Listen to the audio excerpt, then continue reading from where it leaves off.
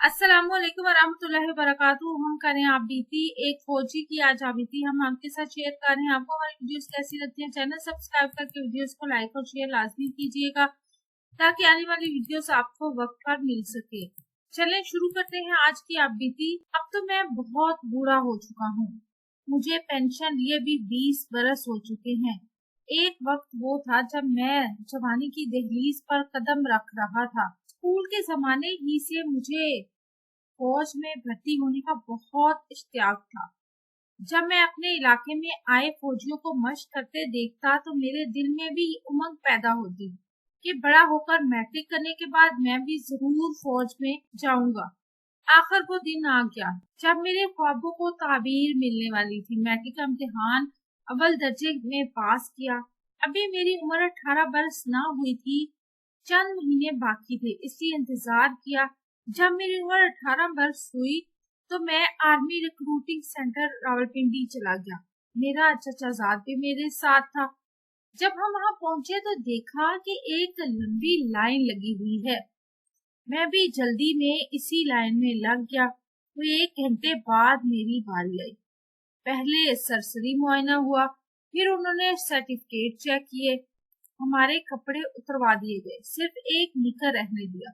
जब हमारा कद वगैरह माप लिया गया तो फिर हमें मेडिकल चेकअप के लिए डॉक्टर साहब के कमरे में भेज दिया, जहां हमने बारी बारी अपना जिस्मानी मुआयना करवाया। हर मरहले पर मेरा दिल धड़क रहा था, मगर खुशकिस्मती से हर जगह कामयाब रहा। अब उन्होंने हमें एक लेटर दिया जिस पर दर्ज था कि फला तारीख को एबटाबाद सेंटर में रिपोर्ट करें। हम खुशी खुशी वापस आ गए और मुतलका तारीख का इंतजार करने लगे। आखिर खुदा खुदा करके वो तारीख आई। हम सुबह सवेरे गुस्ल करके मंजिल मकसूद की तरफ रवाना हो गए। 3 घंटे बाद हम एबटाबाद शहर पहुंच गए। जब बस स्टॉप पर उतरे तो कुछ फौजी नजर आए। हमने इनसे सेंटर के मुतालिक पूछा। उन्होंने कहा हम भी इधर जाने वाले हैं, आप गाड़ी में बैठे। कुछ देर बाद हम सेंटर में थे।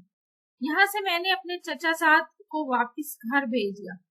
सेंटर में पहले मेरे क्वाइफ वगैरह दर्ज किए गए, फिर एक फौजी को बुलाकर मुझे इसके साथ जाने के लिए कहा। सबसे पहले तो मेरी हजामत बनवाई गई। खूबसूरत बालों का हुलिया बिगाड़ कर रख दिया। बड़ा गुस्सा आया, मगर जब्त करना पड़ा। 1 हफ्ते बाद हमारी ट्रेनिंग शुरू हो गई। 9 माह तक ट्रेनिंग होती रही। दौराने ट्रेनिंग और मश्क जिन मुश्किलात और मुसाइब से 2-4 होना पड़ा, बयान से बाहर है। ये दिन बड़े सबर आजमा थे। खुदा खुदा करके पासिंग आउट परेड हुई। अब हम क्वालिफाइड सिपाही थे।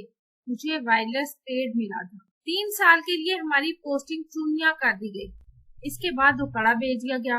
फिर मुख्तलिफ जगहों पर तबादला होता रहा। 1-2 जंगों में भी हिस्सा लिया। मैंने अपनी पूरी सलाहियतें अपनी अर्ज़े पाक की हिफाजत के लिए लगा दी। वक्तन फवक्तन मेरी तरक्की भी होती रही। जब 1965 की पाक भारत जंग हुई तो मैं छम्ब जोड़ियां के महाज पर था। एक जोश, एक बलला था कि हम दुश्मनों की सफों में घुस कर नारे तकबीर बुलंद करते हुए आगे बढ़ जाते थे। मेरे बहुत से साथी जामे शहादत नोश फरमा गए। मुझे भी शहादत का बहुत शौक था, मगर मेरी किस्मत में गाजी होना लिखा था।